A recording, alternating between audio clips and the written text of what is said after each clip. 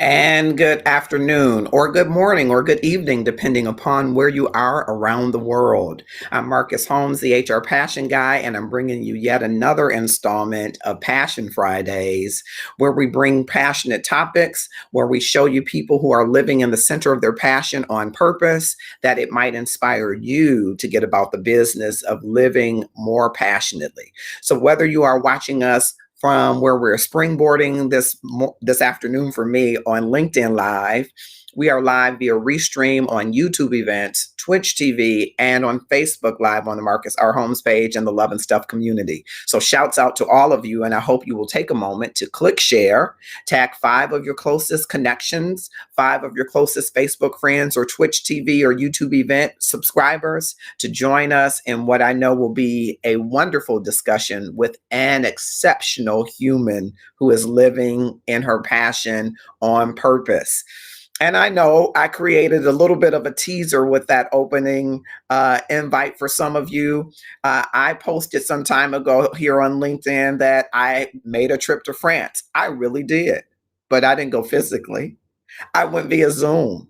And I said in that teaser, what happens in France, does it stay in France? Well, hopefully not. Hopefully, this thought leader in the space of humanizing IT, the things that she will share with us will go global, that you will want to think about them if you are a CEO or business owner or HR professional or employee or someone who wants to become an entrepreneur, that you will think about what humanizing IT and humanizing your organization means for you and how it can help you drive more meaningful connections with your customers and stakeholders, and a more meaningful experience for the people who work there to create an ecosystem that is more human. And so I hope that you will enjoy the opportunity to talk to our thought leader today. I want to tell you a little bit about her. She has a vast amount of experience, but I want to share just a little bit of her experience with you, as I hope you are clicking share to invite others to join us.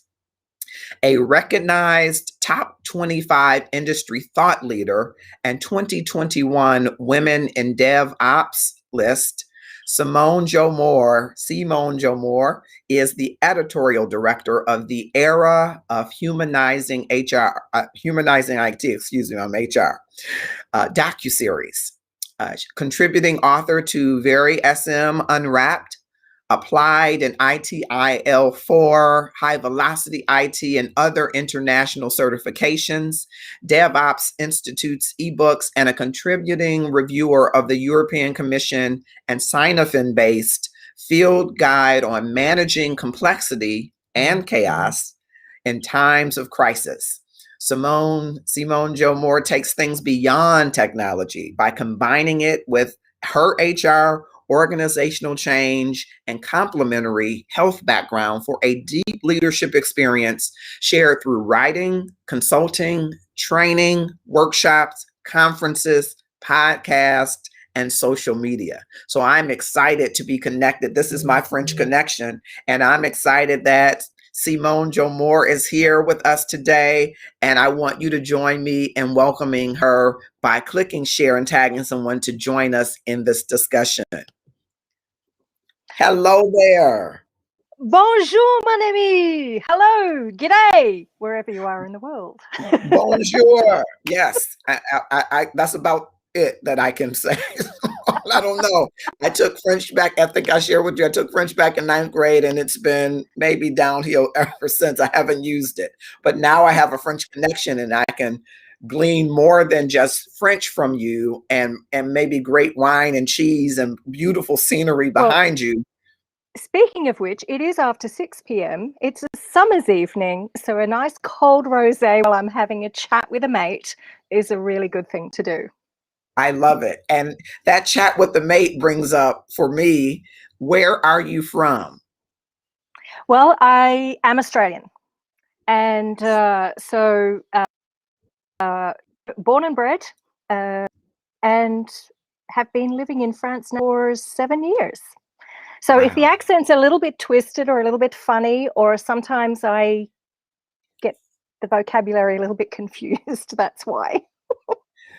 And I said that only, Simone, because you said mate, and I think that's probably more Australian. So I wanted people to be able, maybe there's some folks in Australia that will watch this, and I wanted them to resonate and be cheering you on, even though you're in France as well. So thank you so much for your time today and joining us. And thank you for your time with me. I'm telling you, it was revelatory for me. And I think it will be for anyone who wants to learn more about artificial intelligence or humanizing IT, or learn more about their passion and connecting them with gratefulness. So I wanted to just open and you talk to us a little bit about when you say humanizing IT, or when people hear that, what would you hope that they would understand about that humanizing IT? What do you mean? And what has your work space been like leading you into this work?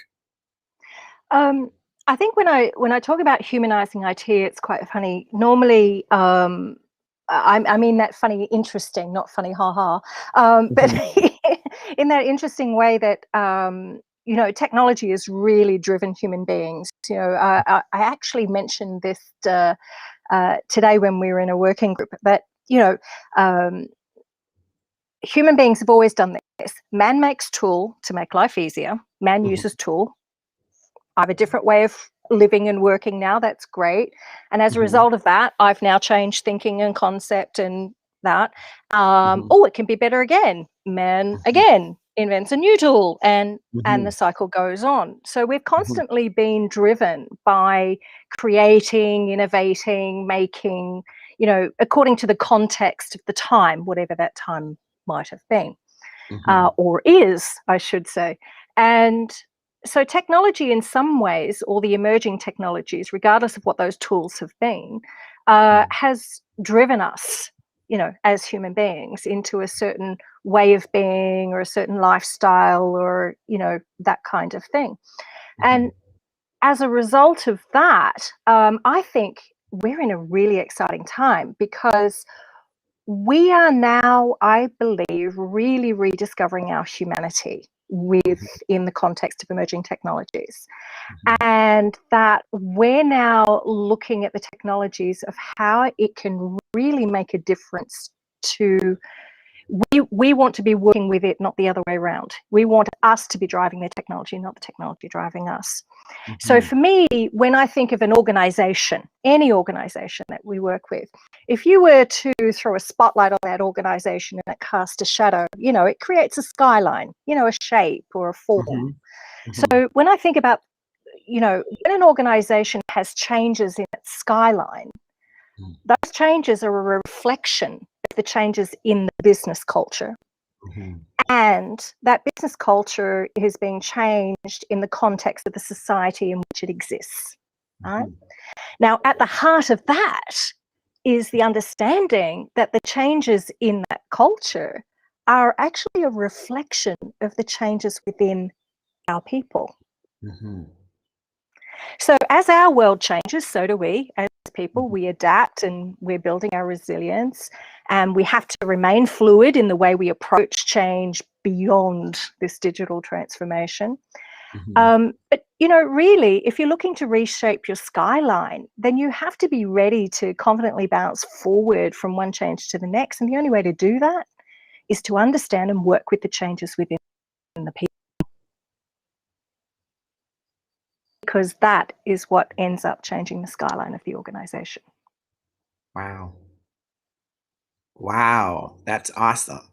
I'm very interested. I'm fascinated by that. And I'm also fascinated by another part of your work.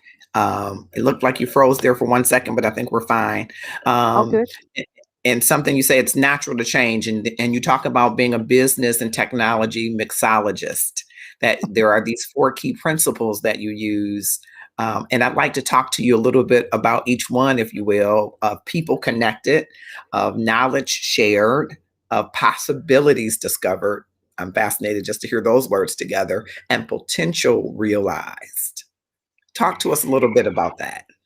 Okay, so in all the different frameworks we have, whether the frameworks we have to practice in finance or HR or OCM or in IT, every framework or a method or approach has guiding principles behind it. And so what I've actually found is these 4 principles have stood me in really good stead, regardless of which organization, industry, or framework I'm working with. And it's really interesting because we need to have the right environment and guidance to reconnect and stay with our core values and unlock, I guess, bringing our whole self to achieving the goals within the organization. And the other thing that guiding principles do as well is enable us to experience freedom within the moment, because we have the guidelines there to help us maneuver, but within that space we can be as creative and innovative as we want. Every day brings new choices and a new world of possibilities. For me, it's not just about who you are, but also who you want to become. And that's where these principles are really important, because they represent an organization's philosophy.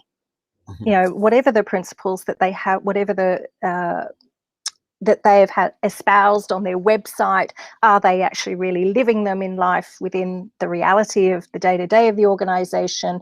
Are they sustaining and growing irrespective of the changes that are happening? So principles are inherent within a culture, and everyone understands that they're important to establish our compass, for our expected behavior and decision making. So the very first one is always people connected, because that, a human center of gravity can change. As I said, this skyline change happens because there are changes within people. And when the balance is skewed one way or another in how people are interacting and how they're connected, it really affects our ability to build our resilience and find equilibrium within our team or within the department or the organization that we're in. So it's really important that people can move with an ebb and flow, want to be recognized and participate in change as a natural occurrence. We don't want to be, forced, forced out of a it's nice to be comfortable, but we only shift if we're slightly uncomfortable, and that's okay. Your stasis is always going to shift, but we want to build ways in which our people connect and explore the culture, explore the interaction behaviors, how the communication methods we use, the environment in which that happens. If you want to create deep functional expertise and success, you want, and have that flow through the individual, then you need to create that psychological safe space and understand how people connect. So that's the first principle. It is only when people connected that we can then start sharing our knowledge. And knowledge is a natural byproduct of our connections. And it's the lifeblood of any organization. If we want the organization to be able to engage across different facets, then we have to build that collaboration and understand what kind of knowledge and where is that knowledge, how is that occurring, how is it coalescing, where is it stored, how is it moving. And this is why knowledge management needs to be looked at from a strategic level. It's not just a knowledge article on a service desk that helps you solve a problem. That is important. Don't get me wrong about that. That is critical, and it helps build people's capability. But if that is your narrow view of what knowledge management is about, or a knowledge base is about, then you're going to miss the boat, because knowledge is about giving us the ability to make better decisions, to be more accurate and relevant in terms of our business learning and that type of thing. So knowledge management, there's a lot of facets to it, but it needs to be built in at the strategic level across the organization. And people understand this is part of our lifelong learning culture and our feedback and reiteration that happens through our connections and interactions. So knowledge shared. Yeah. And I want to jump in here. Yeah.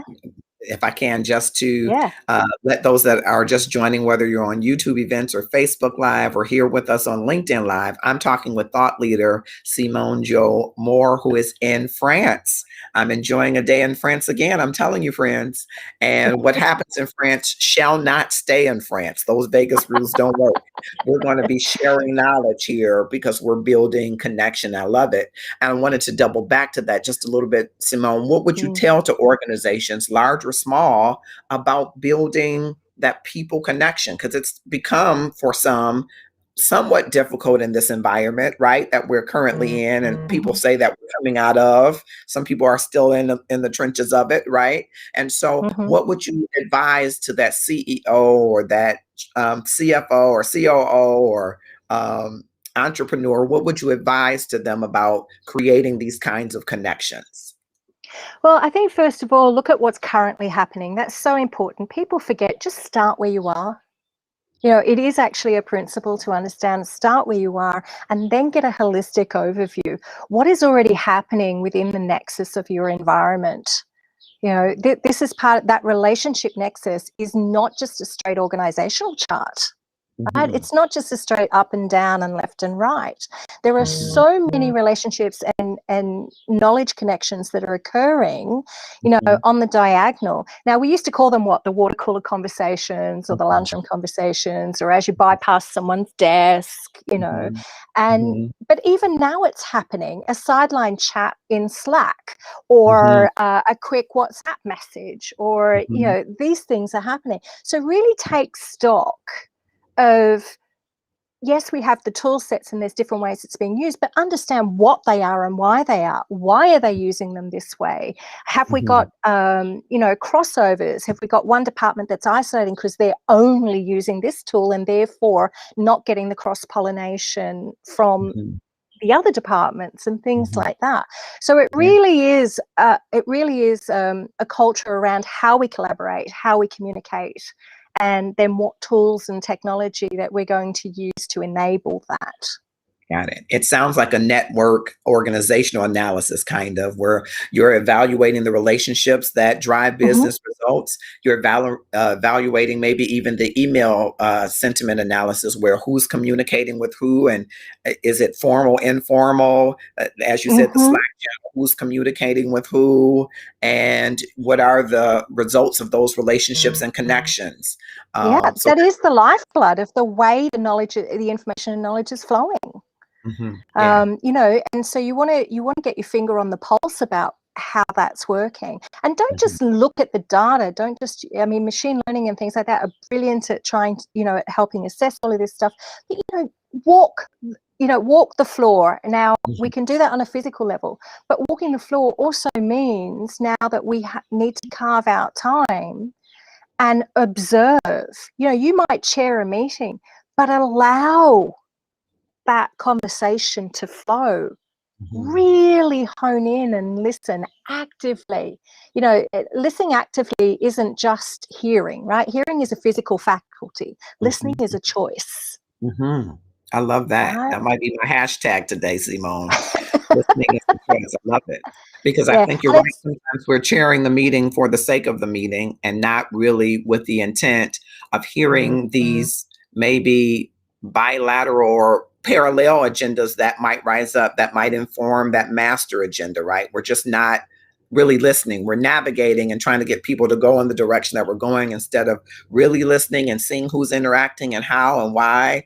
I think that's brilliant. And maybe you should, I don't know if you do that in your workshop, but you should have a mastering the meeting through active listening, because I am not a meetings person. I like there to be an agenda, because I think we spend far too much time in our life in the meeting, and at the end we're like, could this have been an email?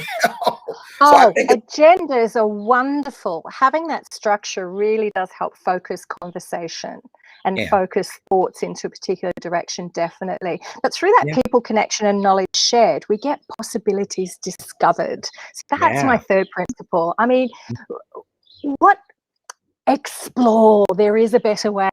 You know, what is it that might be holding us back, or what is it propelling us forward that we could take advantage of and that we could hook deeper into?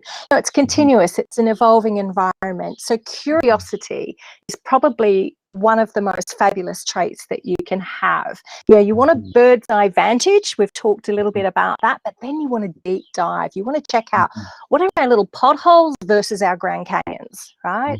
So that we can have a view if our business vision and mission is actually, you know, maneuvering towards where we want to go. What's our journey here? But in order to discover those possibilities, imperative psychological safe space, empathic leadership, safe to fail experimentation. We want to jumpstart people's thinking. We want their behaviors and actions to evolve so that we can work with innovation and transformation and really understand, because if we want to move into realizing our potential, really understand from those possibilities. Are we just doing, cheaper, faster, easier, greener, which is great. That's still, but that's optimizing what we already have. Okay. Or are we moving into the technology is now allowing us to do old things differently? Okay, so we're still doing the same things, but now we're able to do them better, right? Because of that, which is great. So we're doing the old things in new ways. Or are we truly doing new things? So then we move into a different quadrant. We're now doing the things we wish we could have done because now we have the technology available, which we didn't have before. But the fourth quadrant is my favorite. And I don't really like, it's not quadrants, because for me, it's actually quite, it's all a mesh. You're still doing this stuff, but we're actually, moving into the outer planetary moments, I guess. But it's like now we've got the possibilities of imagining things we didn't even know could exist. So in realizing, we're discovering these possibilities, we've got a potential here that sometimes we didn't even know. And the critical factor, I think, for organizations in this principle of realizing your potential, quite often we look externally, we're looking for the silver bullet with that technology. We're looking, can I just press a button and make it happen? Wave the magic wand, and quite often, that you can get advice and guidance from external solutions, understanding the context in which we're living, but often the capability already exists within the organization, and we just need someone to help them see it and use it, And then if we have a gap in our capability, then let's look for solutions externally and look at how we can mix them together and create intelligent solutions across the frameworks. See, that's where the mixology comes in. I don't want to call it the next normal. I want to can this word normal. Normal is that's a different status for everyone, right? I'd like to just say, what is the next way? Okay. Rather than next normal. What's the next way? We're looking for what's better way of working that we have now that we can embed into our day-to-day, and what it gives us is a new jump-off point. Where I said start where you are? It gives us a new level of start where you are. And then you've got a new jump-off point that you can take. I mean, let's face it, you didn't come this far to only come this far, right? Right. Let's stand on the edge of that planet and look to the next one. Yeah. Wow, I love that. And I love how you talk about before identifying the gaps, fully explore what you're capable of doing with what you already have. And I think you're right. A lot of people want to jump ahead of that and say, but we don't know what we don't know. And so let's find out what we don't know and see how we can build on the things that we have internal relative to that before externally seeking resources for gaps. So I think that's awesome. Now, this framework, can you give us some examples or an example of where you have seen it just explode? Where has it worked well? What projects? What I need a little sip before that one. We're talking with SimonJo Moore.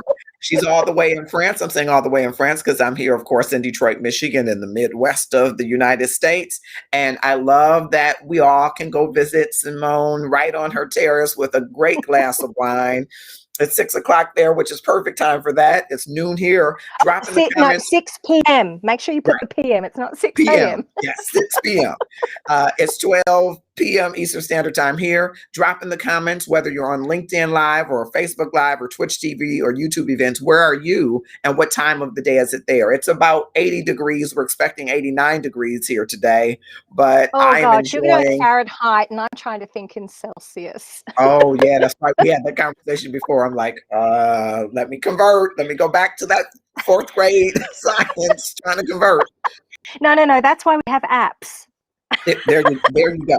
There you go. It's currently 29 degrees Celsius here. Got at it. 6:30 p.m. So yeah. Got it. And so give us some examples of where this has just been revelatory or explosive or Oh, powerful within wow. organizations or Wow. project or Wow, wow, program? wow. Do you know what? I think this is powerful in,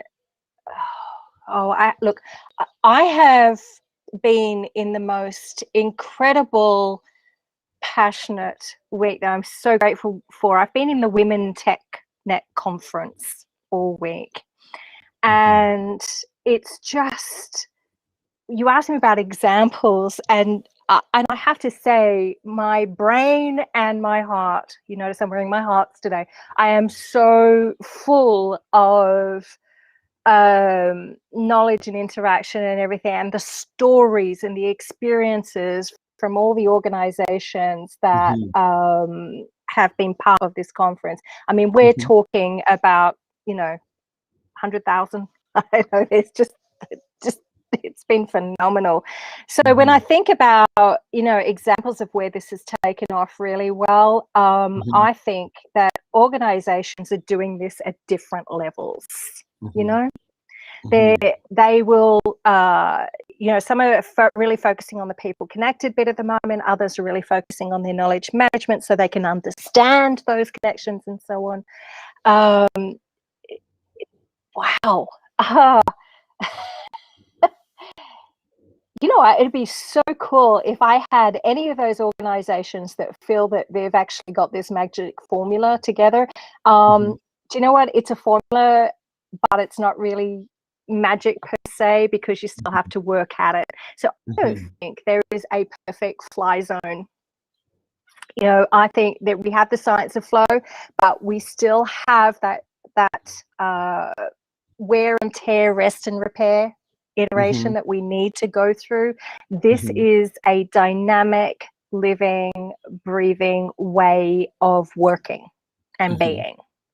So as such, we're looking at topics that the organizations are going across the board in trying to understand where they are. And it really is about teaching people to fish. Once they look at what they've got, if I wanted to go in and fix it for them, I'd be a contractor. I'm not a contractor. I advise and guide. I'm a consultant. Okay. And through the workshops and having experiential learning and those types of things, people come to understand what it feels like, not just the thinking of it, because there's lots of certifications that I've trained and facilitated over the years, which are formalized exams and things like that. But I think the experiential learning is so much more.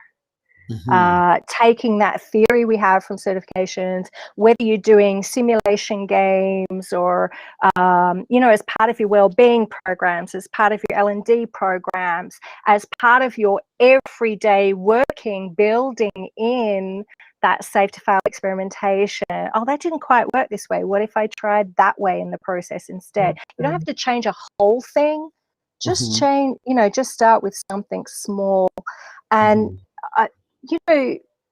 it's not always the giant bells and whistles announcement. All right. When you're shifting the skyline of an organization, when you're shifting that shape and form and creating a new model that comes from that culture, those shifts are sometimes very subtle. And yet all it does is it just feels different. It just feels better. It's just nicer to be at work, or I'm enjoying having that conversation. And even when it's crap, because it exists, so we go through the cycles. I think one of the most critical things about the leadership side in the organizations when it comes to putting principles in place and providing the space for people to become this way is really about emotional agility, not just emotional intelligence. Let's take it a step further. Let's say, being emotionally agile, which takes practice. It's all about practice. And we don't always get it perfectly right, but that's okay, Because when you're prepared to deal with the rah-rah and yay and ring that bell and we got that huge win and that's just incredibly fabulous, we also have to deal with the messy emotions too. And that's also a skill. That's part of the competency of being emotionally agile and being an empathic leader. So I think, yeah, name an organization. You know what? I think, do you know what? Organizations have to become a destination company. There's an awful lot of talent out there now. And there always has been. And we've got a talent shortage in a sense. And, you know, an organization can sell us a job. They can sell us a role or a position description, and we get in there and it's not quite what they sold us. You know what I mean? That disappointment when it doesn't quite fit the values that we saw on the website and the lovely looking way in which they work or the little comments. Living the reality isn't always there. So I think this is where organizations need to be what I call a destination company. They've got to be a place where we want to be. Yeah. Yeah. I think and that if is you're not where I want to be, see ya. Yeah. Yeah. And I often, you know, when I'm talking to, I've got a couple of mentees, Simone, and I talk to them, and they're, one of them has had his share of organizations, I'll say it that way, to keep his anonymity. But what I say to him is, if what they sold you isn't 70% of what it actually is, you got to come to terms with whether or not you really need that other 30%, and that's who you truly are. Whether or not you can be in that organization as an ambassador to move people toward that other 30%, or whether or not that's someplace that you need to not belong, right? I And call so I it the tell them, butt if factor. they sold you a good bill of sales, but it's 50% of it, you're really in the closet. Yeah, I call it the butt factor. I'm what they would probably call a recovering perfectionist, right? There is no such thing as perfection. It leads to all sorts of ills and strains and mental health issues. And yeah, it's okay. Not a good place to be. Perfectionism doesn't exist. Okay, we're always aiming for it. It's always kind of a goal, but you know, we've got to be a bit kinder to ourselves and to the people around us when it comes to that.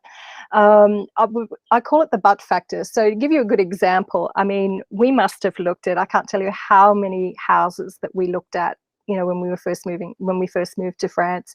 But you know, we did a recce tour, a reconnaissance, you know, a year before. We had a good look around different areas because every area is different architecture, different feel, different things. So we sort of then narrowed down to whereabouts we might like to live. And then you start looking at the kind of house, you know, do we want to actually a project one where you're completely, you know, rebuilding something that's old, or do I want something more modern and I don't have to do so much work? You know, there's a whole list of stuff, but we call it the butt factor, and the butt factor applies to anything that you're looking at. And the butt factor is this: I like this, but, or that's a really nice dress, but that's a really cool policy, but that's a great team I think I might like to be a part of, but this organization's values look really cool, but. So the second you use that word but, you have to ask yourself, can I live with the but? Because the other stuff's there. Your decision is really about, can I live with the but?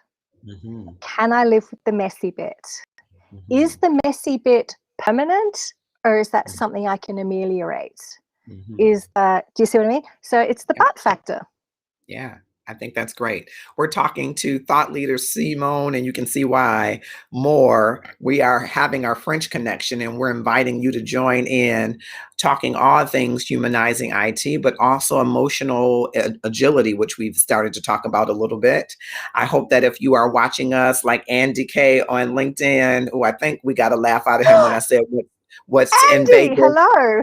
The Vegas rules don't live here. What's in France, we're bringing all around the world.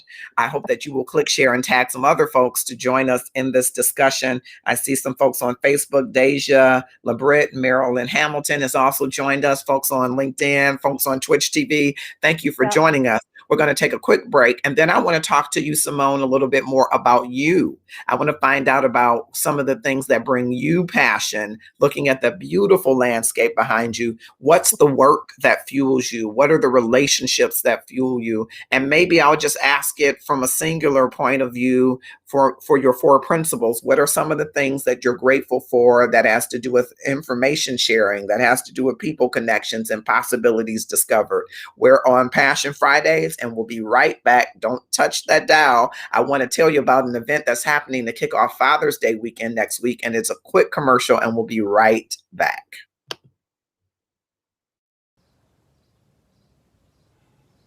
What? You mean Marcus Holmes and the Love and Stuff community is kicking off Father's Day weekend with a movie fun night live on Facebook June 18th at 8 p.m. Eastern Standard Time? Oh, that's dope. Y'all better get them tickets, yo. Weebay told y'all. Don't act like I didn't. Now, if that face is familiar to you, it should be because Weebay, nickname Hassan Johnson, was one of the stars of the HBO series The Wire. And so he consented so kindly to do a quick shout out for our movie night that's happening next weekend. It will be live on Facebook. So you should come to the movies with us at 8 p.m. Eastern Standard Time. We're going to be featuring independent films, short films, so that we can encourage independent artists who might not get as much a look on some of these platforms. We're putting their material out. And so you definitely want to join us. You can go to the link that will be dropped in the comments across all platforms so that you can get your ticket and you and your family can enjoy a time with your dad as you kick off Father's Day weekend next weekend. So we want to do something special there. And I wanted to bring that commercial in. We're talking to SimonJo Moore, who is in France. I'm excited to say that because it's one of the places I want to go. And I'm telling you, I've been, but I haven't. So I've gone in Zoom with her, and she's been kind enough to share not just the beautiful background that you see behind her, but to share some of the things and the work that brings meaning to organizations and for which she is passionate, and I would say grateful. So as we go into this, I want to talk to you about what are some of the things that you're grateful for. And I just want to double back because you are from Australia. You were your 4th generation service person. Thank you for your service. And now you live in France. Tell us what that part of the journey has been about, and what are the types of connections that have fueled you from there till now. Wow. Because I have to say, this particular week has been a culmination of gratefulness, as Wow. you know, as all that has led up to in a lot of aspects. My love of technology probably, it began when I was in the service. And let's face it, the military, create a lot of technology we use in civilian streets. So it's quite interesting. But my journey, I guess, in this has started from, learning to type on a manual typewriter, which some people go, that's not technology. And I say, oh, yeah, it was. It was. It was still technology, just not as you know it today. Right. And, of course, then through the service, moving into all sorts of weird and wonderful types of technology and communications and stuff like that. So then I found myself when I left the service. I left the army to marry Navy, so go figure. But it's the way life works sometimes, doesn't it? So when that happened, I then spent 32. yeah, it's 31 years married this year. Wow, So yeah, congratulations. thank you. So, I mean, I spent a long time as a Navy wife as well, but I never really left. You don't really ever leave the service. It's still part of who you are and the way you work.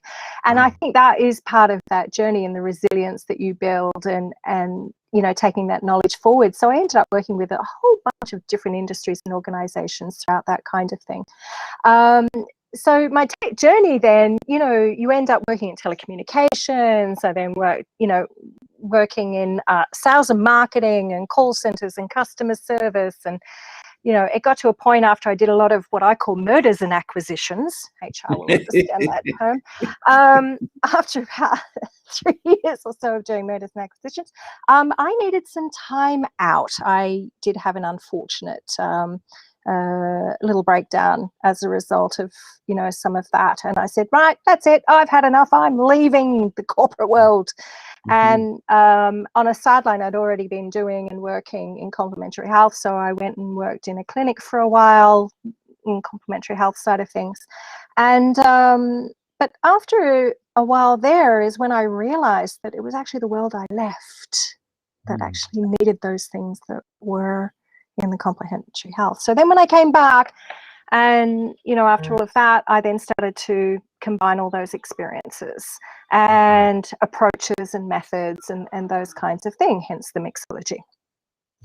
And this also comes from things, and you'll see this from a lot of the work that's being done in the mindfulness now, the well-being programs that are being put through organizations, and especially too, having worked in the current environment in the last couple of years, that we're really starting to recognize and understand people's more personal environment combined with the corporate now.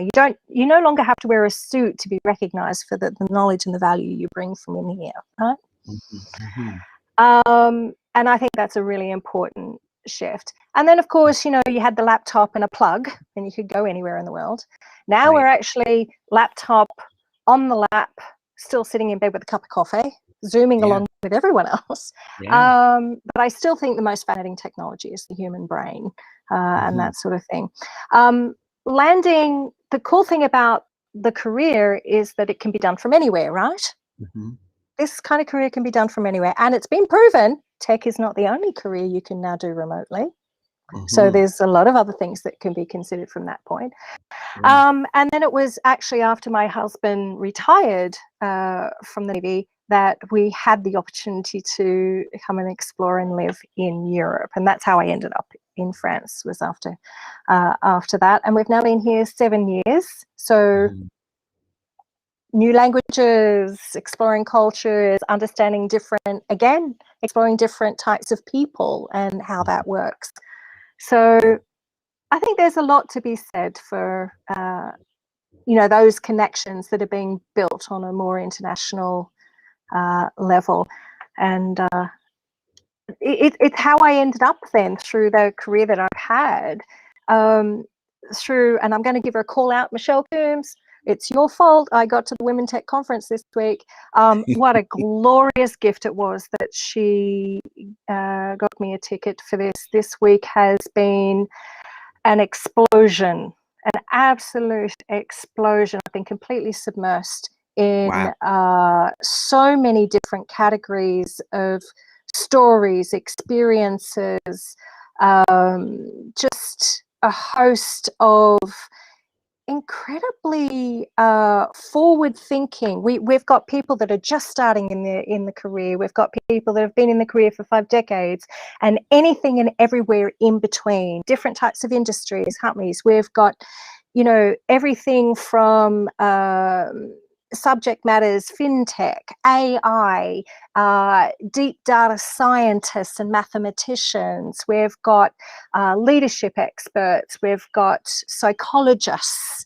The gambit of seriously, it's as I said, I've got a bit of a brain fake this week. I'm going to have a real time out to just let all the knowledge sort of soak in and coalesce. So I'm so grateful for this week because it's opened up again another world. Wow. and Wow. channels and connections and working groups. That's the other fascinating thing with this. We've had working groups this week, actually working on the issues. And, you know, we've got everything from the new, you know, the new focus. I say the new focus, it's an old issue, but new focus around diversity, equity and inclusion, and environment, social responsibility and governance. And we've had everything from, oh gosh, I mean, really, I could talk for hours about what's happened this week at this conference. The speakers, the women, the men that have been in there too, supporting it and speaking. Yeah. Wow. Sounds awesome. And we might have to do another connection to get some of those phenomenal women, you know, to come and share some of their takeaways from the conference. That would be great. Absolutely. And I love that people connection, because you're going, someone thought enough of you to get you the ticket, connected you again to another potentiality discovered. I love that. And something earlier that you said that resonated with me that I wanted to explore a little bit. You talked about, and we had talked about this in our conversation, the world that you had left was the world that really needed what you had. Can you talk a little bit about that to us? The world that you left had what you really needed, what you had. Yeah, I mean, something came up this week in conversation which I thought was really interesting, called knowing your worth. And you know, certainly after the experiences that I'd had when I left, I was in no way, shape or form in a position to provide some of that need, to provide to some of that need. And so I think it's very important that we recognize where we are at in our own journey and what's required at that time. That is definitely extremely important. The bringing, as a mixologist, bringing those different approaches and things together and creating that unique cocktail, I guess, of what different, whether individuals or an organization requires. There are certain filters you need to build and have in place to be able to do that. And it's only through learning certain competencies and being immersed in other philosophies and cultures that help you understand and build those filters that are required. And remembering that your experience is not someone else's experience. And this is a lot to do with emotional intelligence, emotional agility as well. So, I mean, the whole reason why EI is such an important competency and skill set is because it really taps into when someone is having an experience, there's something in what they describe. And excuse, that's one of our hay tractors going by. Okay. But there's something that taps inside us that says, oh, I recognize that. I understand that. I've had something similar. And that's something that's really stood out this week in the conference too. One of the Mental Health I work in is Polynesian healing systems, and I've spent like 20 years in that, and I love it. And I mean, it's even thinking about, for example, even the word, a lot of people go, aloha, aloha, aloha, and they don't think about that in the Hawaiian language, there's like 4 even more levels that the word actually delves into. You know, we're doing it right now. Okay. So, you know, the very fact that, you know, ha means breath of life, right? Part of Hawaii. Okay. I live in the supreme manner that rides on the waters of the breath of life. So the fact that in this life, we only have so many breaths to expend. Okay. And so when you choose to speak with someone, or you choose to present, or you're going to do workshop, or you're having a meeting with your team, or someone has asked to speak with you, that's a breath that you're never going to get back. It's done. It's there. So there's an understanding that this is a gift. You know, I've given you my breath here. There's no getting that time back. And the same, we need to switch it around and understand in the communication. Communication is 2-way. Mm-hmm. If I'm just telling, that's broadcasting. That's not communication. Mm-hmm. If we're having an exchange, that's Mm-hmm. real communication. That's Mm-hmm. conversation. Mm-hmm. And the fact that you have chosen to spend your time and your breath with me in this, and whoever is listening with us, Mm-hmm. that's important. Mm-hmm. That's something we, and I'm grateful to you for in providing the opportunity and having the conversation and expending however many breaths that you've taken to have this conversation. And it Wow. extends further. Dr. Suzanne David, I love her work in emotional agility. And one of the things she talks about, because she's from South Africa, is the Zulu greeting, Sawubona, because it means I see you. Mm. It's more than words. It's more than a polite hello. It's not like, and the same, as I said with the Hawaiian thing, when I say aloha, in this moment, I share my breath with you. The same with the Zulu greeting. I recognize the worth and the dignity of you. I see you. You are Mm-hmm. present, and I acknowledge your presence here in this moment. Wow. Yeah. And is that what you mean when you say flourishing humans, exceptional experiences? Yeah. Yeah. Because that's what we do together. That's part of Yeah. when we connect, when we share our knowledge, when we discover the possibilities through having these conversations, we flourish. And our potential is having those exceptional experiences.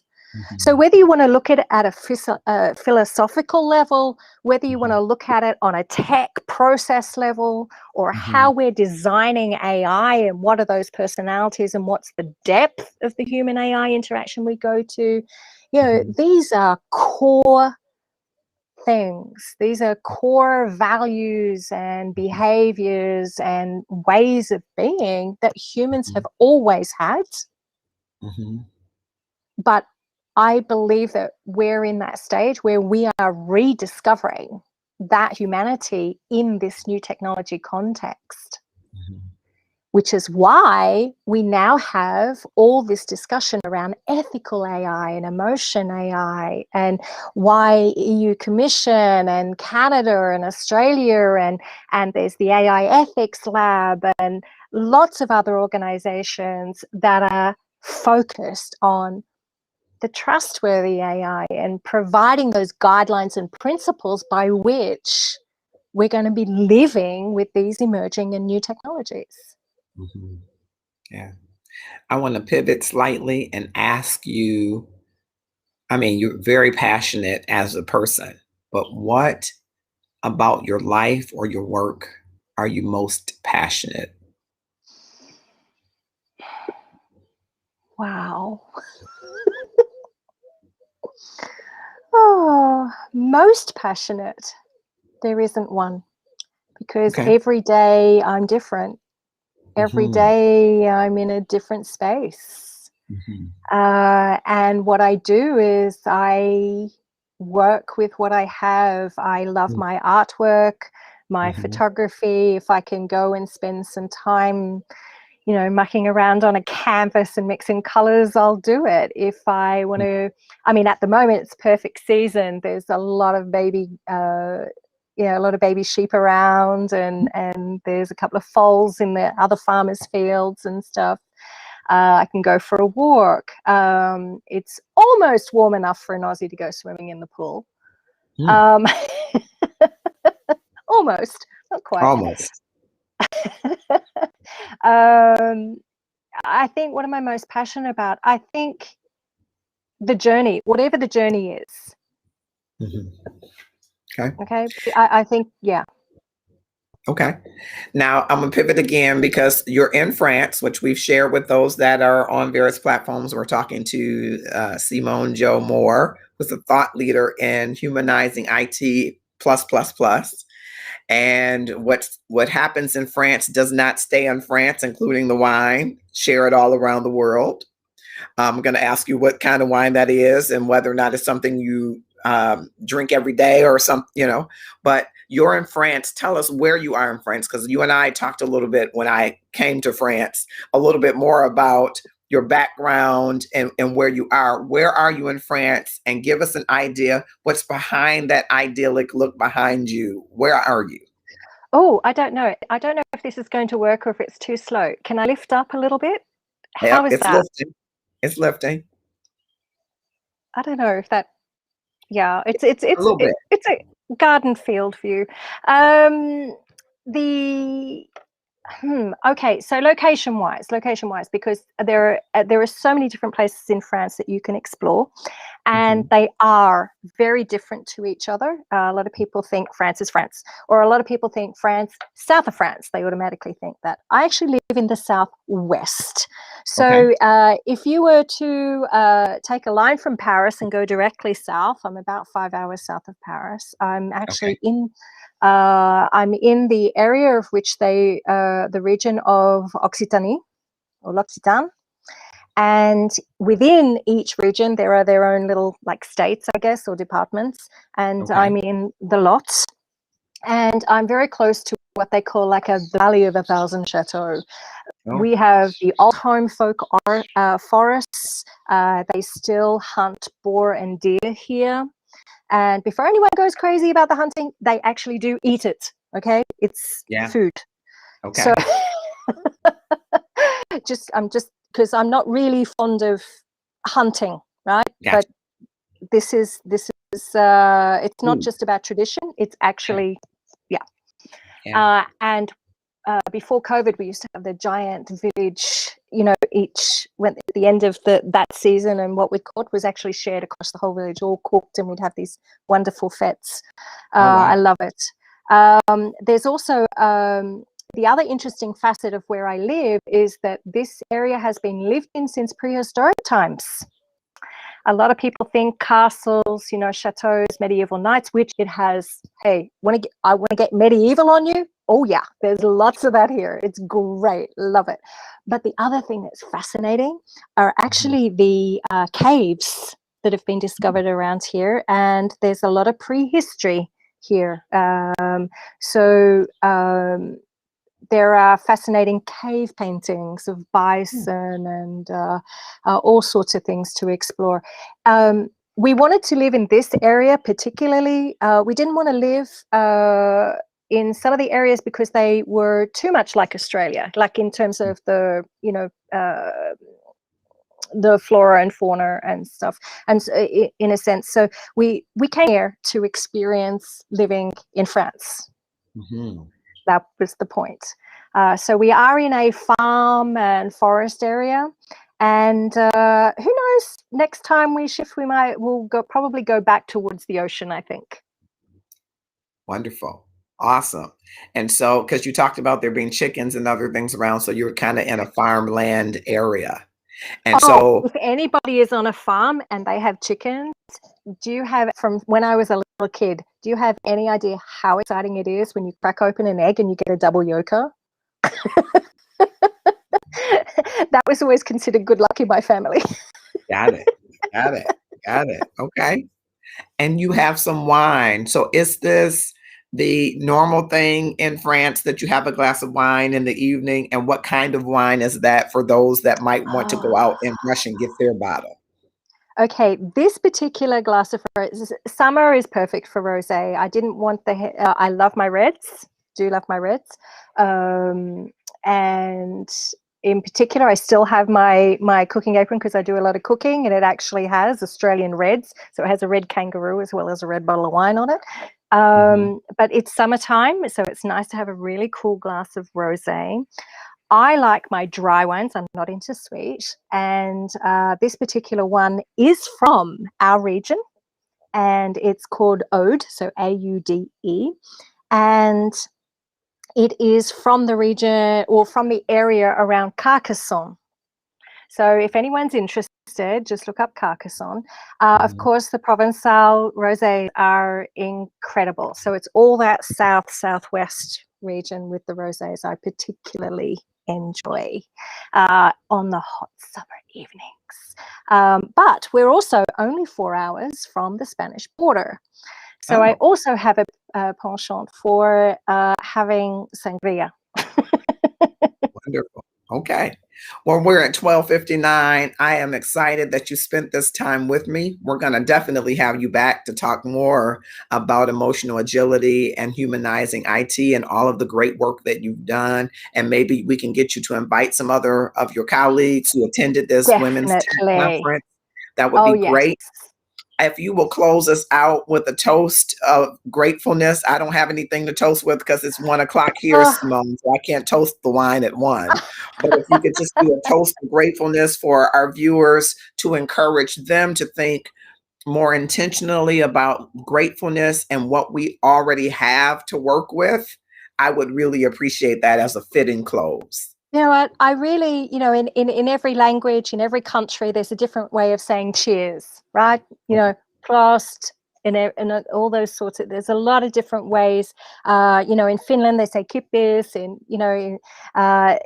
there's a lot of different ways of saying. I really like the French one. It's a single word, but it can cover so many different things. And really, the word just translates to health. And we can have health in our physical, mental, emotional, health in our organizations, health in knowledge, healthy, the health can translate to all the facets that we live and breathe in. So in France, it's very simple. It's santé. Santé. Wonderful. Thank And you, really, Simone. health Thank to you, you all. Simone. Thank you, Jo Moore, for being with us. And those of you, I know this has been a fascinating discussion and exciting to me. I hope that you are inspired by watching and hearing from SimonJo Moore, and you can follow her on LinkedIn. But I hope that it inspires you to think about what you already have to work with, what before you identify the gaps in your life. What are the capabilities that are within you, within your team, within your organization, within your ecosystem that you can both be grateful for, but discover the full potentiality of those before you start to measure any gaps and to go to new levels and new areas. You might find out that the world that you're ready to leave is the very world that's calling you because you have what it needs. And so I hope this has all of you, like it has for me, exploring and discovering potentialities of today through connecting and sharing knowledge and making places of psychological safety where we can explore and fully use what we have today. I hope that you've enjoyed it. I hope you will click, share, and tag 5 of your closest connections, 5 of your closest Facebook friends or Twitch TV or YouTube events, or whomever is within the circle of relationships that you have, in the hopes that you will inspire them to live in the center of their passion and do it on purpose. Have a grateful weekend. Thank you all for joining us.